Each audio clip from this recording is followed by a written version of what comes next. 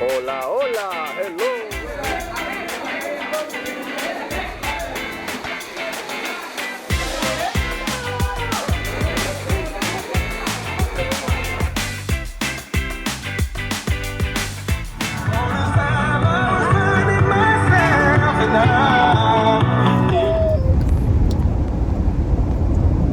Going to the hotel. Excuse me.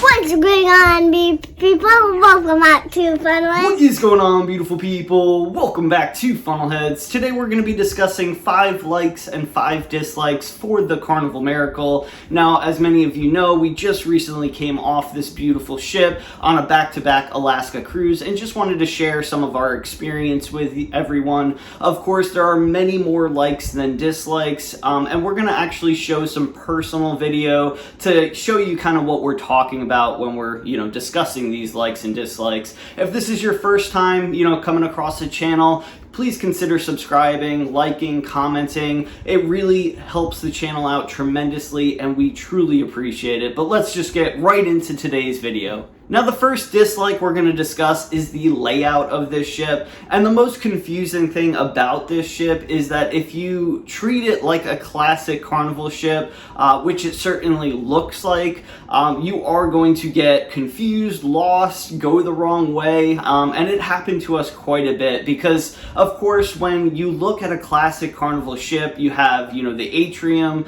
centered on the ship, starting on one of the lower decks and going up to typically the Lido deck, or maybe even a little bit further depending on what class ship you're on. Well, on the Miracle, the atrium is actually on the aft of the ship, or near the aft of the ship, because the atrium is going to be part of the beautiful translucent whale tail or the funnel of the ship. So my best advice for you if you're going on this ship is, if you're near the atrium, you are near the back of the ship. If you're near one of the showrooms, whether it be the Mad Hatter's Ball or the Phantom Lounge, you are on the you are towards the front of the ship, because you are going to get just a little bit confused on what direction you're going, because you're just gonna automatically think atrium, I'm in the atrium, I'm in the middle of the ship, but that is just not the case for this one. Now, also, we mentioned Mad Hatter's Ball. This is basically your comedy club on this ship. They also host a couple other events here,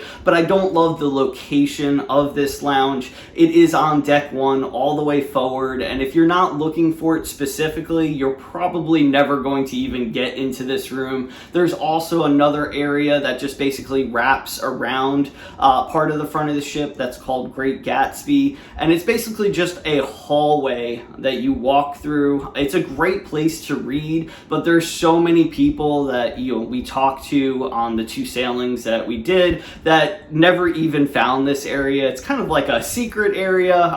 If you blink, you'll miss it. Really cool spot, again, to look at the ocean or read a book. It's quiet. They've got these beautiful porthole windows, so it's a great spot, but it's just not a great location. Now, moving on to the first like, and this is a big one. There is technically 3 pools on the Lido deck. One of them is in Serenity, which we'll get to a little bit later in this video, but let's discuss the 2 pools that are pretty much side by side. You have the one pool that is outdoor with your hot tub, and then right next to it you walk through sliding door and bam, there's another pool. Now, this pool technically can be an indoor pool if you're going to a place like Alaska or there's inclement weather. They can cover this pool with a retractable roof, or they can open it up, and have 2 outdoor pools if, you're going to the Caribbean or whatnot. But it is amazing because there's so many pools on the ship, so many hot tubs, that you never feel cramped, especially for the size of the ship and the guest capacity that it holds. Not only that, but the pools can also be heated, so if you again are going to a place that's a little bit colder, you can still enjoy the pools as well as the hot tubs. Now the indoor pool with the retractable roof is way warmer, of course, than the outside pool, as well as the hot tub being way hotter, almost too hot sometimes, but it is an incredible feature and we absolutely loved it. Now moving on to the second dislike, and this isn't a major dislike, but let's discuss some of the decor and interior designs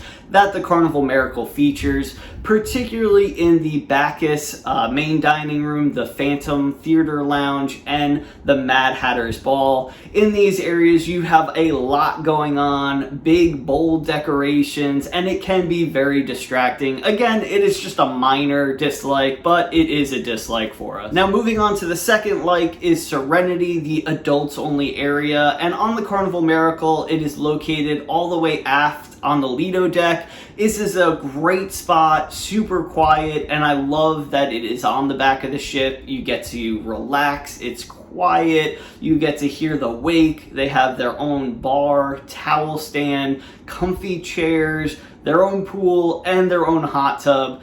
Now let's discuss our third dislike, and that is the gym on this ship. Now we do like that the gym is located all the way on the front of the ship, however it is very cut up and you actually have to walk through the spa in order to get to the gym. Once you get into the gym, it feels like a hallway. You have a couple of machines that are on the first level that wrap around, and then you actually have to go up steps, and there's little platforms where you have a couple of more machines or dumbbells. It's very cut up and very confusing. However, Michelle did say the more she went, the more she got used to it, and she actually didn't mind it towards the end of the second cruise. But for me, I just couldn't get over how weird it was. Now moving on to our third like, and this is another big one, and that is the overall size of the ship, relative to how many guests can be on it at once. There is a lot of room to move about. It never feels really cramped in any area, which is really terrific, especially for cruise ships nowadays. There's a lot of open decking, a lot of seating. Of course, having 3 pools on the Lido deck, if you count Serenity, is an absolute,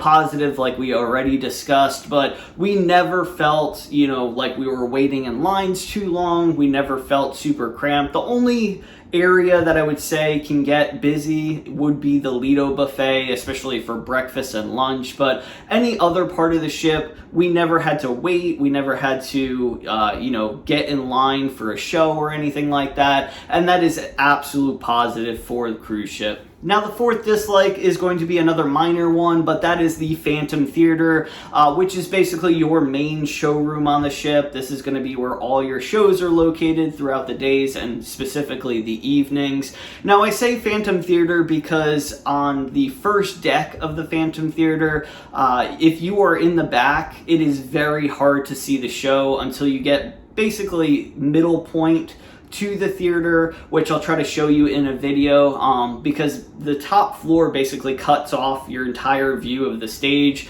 and also you have these huge big poles that, if you are sitting in a certain spot, you're going to get a certain part of the stage cut off. So I would recommend either getting to the shows a little early if you want to be on the first floor and getting a seat all the way near the first half of the seating area, or actually going up top because you have a much better viewpoint from there. Now our fourth like is going to be the Alchemy Bar, which is a lot of people's fan favorite area. Of course, the Alchemy Bar is where you tell the bartender, the mixologist, your likes, dislikes, and they can create, your own special custom cocktail. Of course, you can order things off their menu as well, like the basil drop or the cucumber sunrise, for example. But on this ship, the Alchemy Bar is absolutely massive. You have plenty of seating everywhere.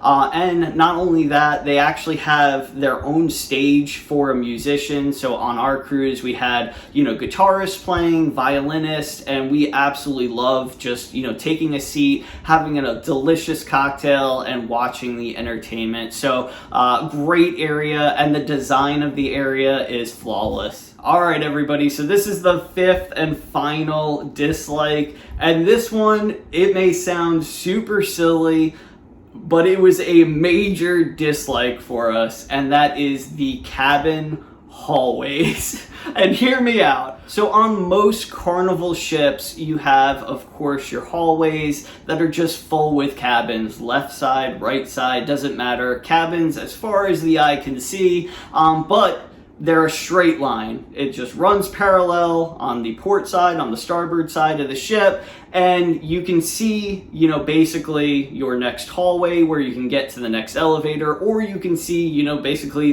the front of the ship or the aft of the ship.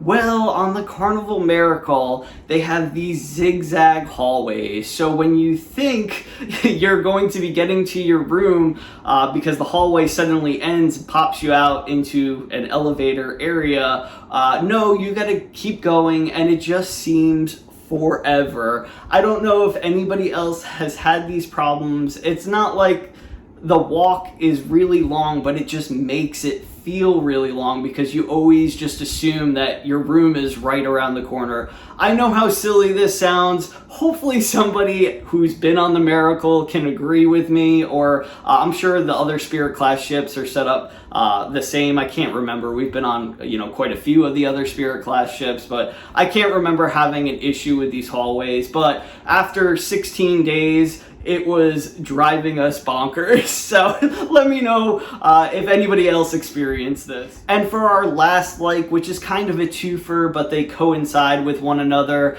and we always want to end on a positive note, is the translucent funnel, you know, on top of Nick and Nora's steakhouse. This is such a pretty area, especially at night.